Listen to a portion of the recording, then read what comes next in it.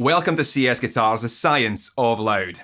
I am a huge Iron Maiden fan. You can tell because after wearing this t-shirt for 10 years, I cut the sleeves off it to turn it into a vest. That's the kind of terrible, unironic aesthetic decision you can expect from true Maiden fans. I'm also wearing the 80s gauntlets because I've got this delusional fantasy that I'm Bruce Dickinson. I'm even wearing my tightest trousers for that shrink-wrapping effect, and I've positioned myself at 2 minutes to midnight out of respect for the man. So it should come as no surprise that a Maiden fan like me should want to own a Maiden-inspired guitar to play Maiden riffs on all day long.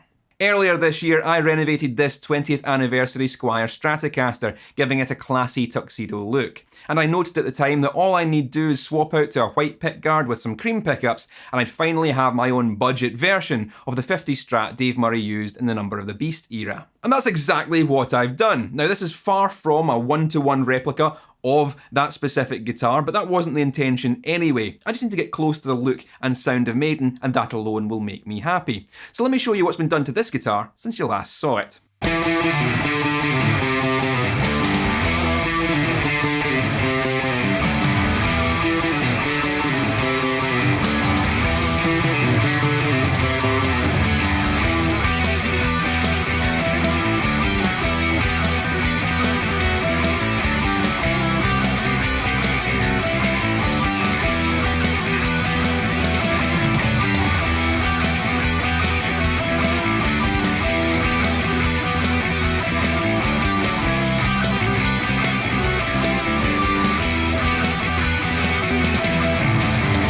The guitar that I'm attempting to emulate to some degree is the 57 Stratocaster, previously owned by Paul Kossoff of Free, bought by Dave Murray of Iron Maiden, who then had it promptly routed for humbuckers.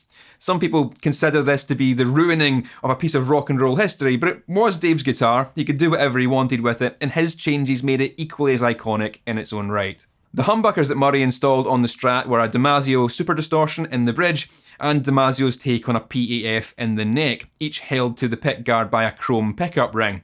As far as I can tell, that middle pickup was still just the original vintage Fender single coil. While my Squier Strat may have an entirely different neck with its large 70s style headstock, the rosewood board and the different neck profile, it's still a black Strat, and the inclusion of that white pickguard and similar pickups gets me well into the ballpark of Iron Maiden. Rather than purchasing the exact pickup models like a sensible person, I had to go at winding something of my own creation for a little bit of difference. To that end, I wound a bridge humbucker with a similar output and hybrid coil arrangement to a Super Distortion, but with my own little twist on the magnet, and the neck pickup is a hotter version of a PAF, in fact closer to my Super 10 model, which is smooth and creamy on leads. The middle pickup is where I decided to have a little bit of fun.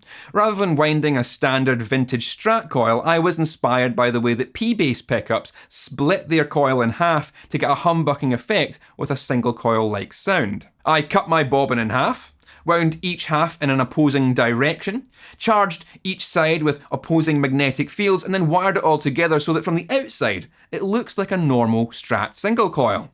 It has the same output and magnetic strength as a vintage single coil, and a very similar sound too, but it's actually a tiny humbucker in disguise. Now, I'm not the first person to create a noiseless coil in this fashion, far from it, but I'm very happy with the results that I've achieved with my method. And for a guitar that's going to be seeing a lot of use with distortion, another humbucker's never a bad thing. Let's roll VT on this, and you can see a montage of the process, accompanied by some Maiden played on the completed instrument.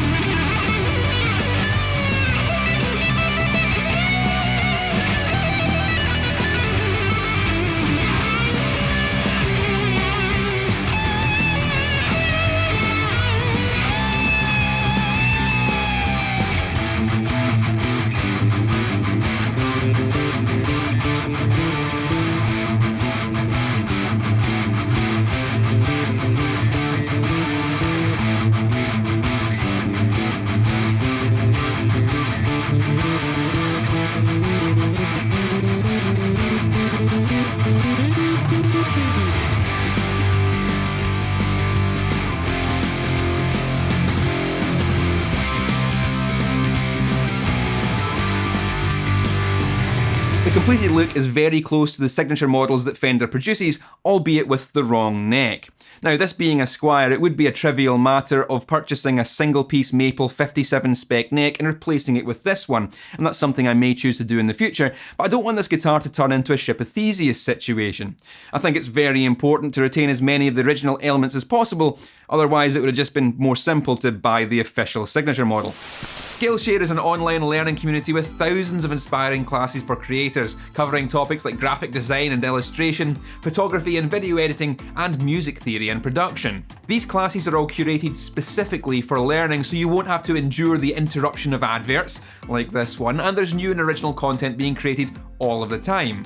Animator Sylvia Yang's class Expressive Animation is helping me understand better how to integrate between different illustration and animation programs, as well as how to rig animations in After Effects, which looks far more flexible and convenient than the brute force method I've been implementing all of this time. Of course, if you'd rather just brush up on your indoor gardening or watercolour technique, Skillshare has classes for those too. The first 1,000 of my subscribers to click the link in the description will get a 1-month free trial, which is a lot of time to learn many new skills. So what are you waiting for? Get lost in your creativity with Skillshare.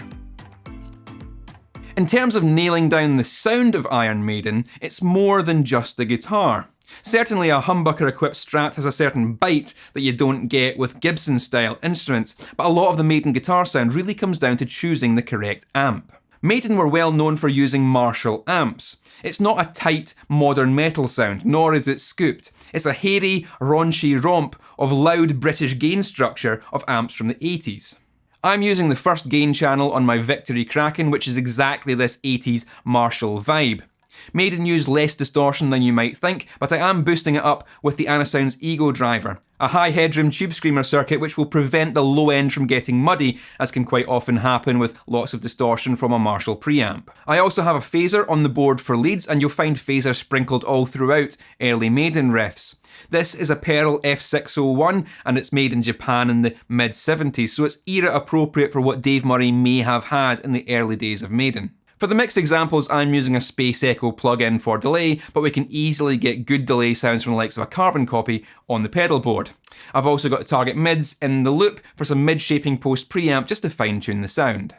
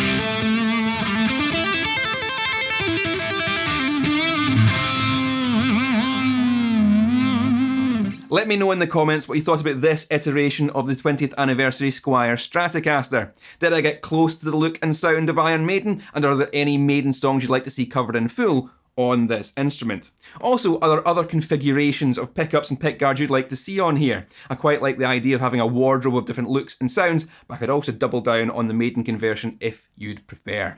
Don't forget to click all the buttons you're supposed to make this video viable to the ever-changing whims of the YouTube algorithm. That's all for now. Keep it loud and stay safe.